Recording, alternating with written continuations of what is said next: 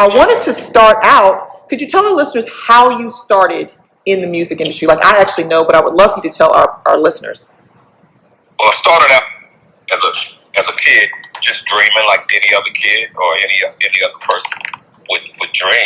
Here in Charlotte, North Carolina, and church choir at Macedonia and Shallow Baptist Church. I began to just hear sounds of music and voices that intrigued me, and I had a love for it, and I was just drawn to it, and forever I would just be in awe. And so I started getting in the choir, and from there I started to listen to songs like Michael Jackson's "Ben," "Our Love" by Natalie Cole, and "No Ways Tired" by David Cleveland. And so I was like, you know what? I want to do this. I feel something so powerful and so magical about music. That as I got older, I started getting in talent shows and started exposing my talent. And then as I got older, talent shows, people really start to talk and your name get around. So I met a few people who introduced me to a guy by the name of Mark Sparks when I was like 22, 23. Mark Sparks was, responsible for taking me from Charlotte, North Carolina to New York City. And he's from Waysboro. And so he was like the Harriet Tubman for maybe at least 300 people that he took from North Carolina, South Carolina to New York City and to LA. And a series of events happened. And I went to barber school. In the meantime, I was cutting hair. And so, I got a call that, they were going to come and get me. They heard about me. I met with them. So it was like, hey, we're going to take you to New York this Thursday. We're going to be there. And I waited, and they never came. And so about a month rolls around, a month and a half, maybe 2 months. I got another call that said, are you available to go to New York? And then I said, well, man, sure, yeah. So I only had $67 at this time. Oh, wow. But they came. They came by the barbershop and said, are you ready? I said, oh, shucks. So I asked everybody in my family, do y'all have any money? Y'all have no money? Ain't nobody have no money. So I packed my little bag at $67 and I rode up to New York about 12, 13 hours. Landed my first deal after going back and forth in 93. That was in 91. Got my first deal at Uptown MCA with Andre Harrell, and I used to open up for Jodeci. And man, I thought it was about to be, just really popping for me. That deal kind of fell through when Andre Harrell and MCA fell apart. So that happened about 3 or 4 more times. And I landed a deal with Atlantic Records, Soul Life Atlantic Records, where Sunshine Anderson was there. And she had the #1 song in the country, in the world, and in the country. And while she was doing that, I was working on my album, and I got a call from D'Angelo to do backgrounds because he had got wind of me from my very first album. So I said, yeah, I'll do it. And I toured the world with him, and I came back, and I was like, okay, now it's time for me to be in the front. So I started again, and I was signed to Atlantic Records then, and I got a song with Nappy Roots. Then I got a song with Tupac. Then I co-wrote Donnell Jones, Say What, Say What. And then I got the Jadakiss record. And when the Jadakiss record dropped, people started really talking about me buzzing again. I was buzzing for years, but they was like, okay, now I think he's really, really ready. And so I did a Grammy brunch for Londell McMillan, Grammy brunch in New York City, and I sang. I had been writing, and I sang "Coming From Where I'm From." And Isaac Hayes actually, introduced me on stage for that. Oh, wow. That's so cool. Yes, yeah. And Prince was there, Alicia Keys, Kanye West. He introduced me. I sang "Coming From Where I'm From," man, and I sung my tail off. And Michael Mulder, who's Jermaine Dupri's father, was in the audience. He said, man, I got somebody I want you to talk to. I was like, at this moment, I was like, yeah, I've been talking all these years. I'm tired of talking. but that's in my head. But I was really nice. And he called Jermaine Dupri. He said, oh, my dad said you got this. So they sent me over to Ariston. I sung for him. And I played the music, and then I sung for him in person. JD was like, I don't believe you sang that. So I did it. I sung "Coming From Where I'm From" again, and then he took it in there to L.A. Reid. He said, LA don't think you can sing that. Bye. That's hilarious. I sung the mess out of it, and they pretty much signed me on the spot. And I've been singing, putting out albums 10 years after that, ever since. And here I am, Anthony Hamilton, with a brand new 10th album, Love is the New Black.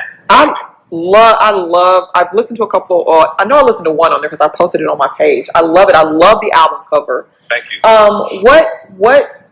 Why did you name the album Love is the New Black? You know, like, black is so beautiful. And we exude so much love and so much passion for people and things, and the creativity that we have and the magic that we have. I want us to start loving ourselves again and fall back in love with us and make it priority every day. And just to celebrate us. Love's the new black. Like everything is patterned after us. Everybody wants to be urban. Everybody wants to be hip and want to be all this stuff. But nobody wants to love really no more. So I wanted to trade places. Well, it is awesome, and I love the message, especially in the times that we're living in right now.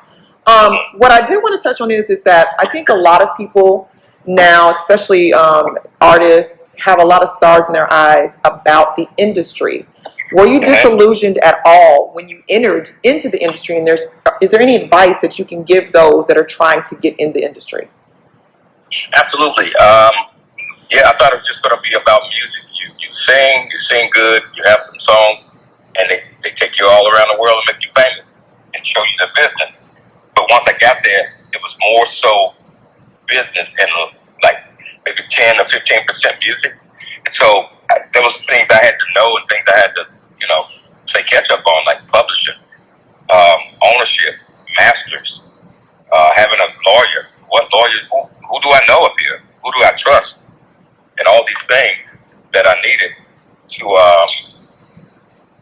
find out to be a good, artist and make a good living off of it. You have to know something, or you will get robbed. So that kind of burned me a little bit for the first year or so. Mm-hmm. But I got back on my horse, man. And I tell people now, start learning, start reading what publishing is, what writer's share is, what's a standard contract, and what's not a good contract. What you can ask for, what labels are supposed to do, what is marketing, what is promotion, what is licensing. When they take your music and put it in a movie or a video game, that's licensing, or a movie or TV or whatever. You need to know all these things to be a good company, to be a good brand. You have to know how you've been ran and how you've been set up. And if you know that, then you can make the best decisions for yourself. Yes, that's excellent advice. What would you say to the notion, and well, it's not a notion, it's like a fact. What do you think contributed to the fact that you have been able to have longevity in your career as a singer, as a writer, as an entertainer? I think being consistent with a good product. I think being consistent and doing a live show and giving the people my all. I think being consistent with singing and having a healthy voice and a good spirit and kind to people. It goes a long way. Not only good music, but you have to have a good spirit and a good heart and respect for people and appreciation for those people who feed you every day. And I think, if you have that and a little bit of talent, you can go even further than someone with a lot of talent who don't possess those things. Yeah. And I think just staying in it and being able to cross genres. I've done country. I've done rock with Carlos Santana, country with Josh Turner.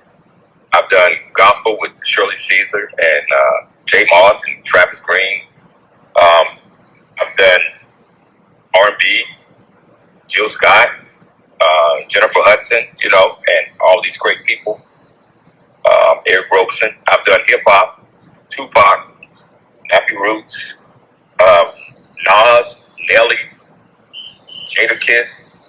I'm on the new Drake album. Well, nobody can say you're not versatile. That's for sure. They cannot. Yes, they definitely can't say that. Yeah, being versatile, I think, and the younger cats are reaching out to me as well. So I just did something with Domani, and I did something for YK Osiris and all these younger artists. So they're coming back now. It's like, wow, we have a living you know, a living OG, a living legend, a living, you know, real singer. Like, we don't have to sample it. We can go get him.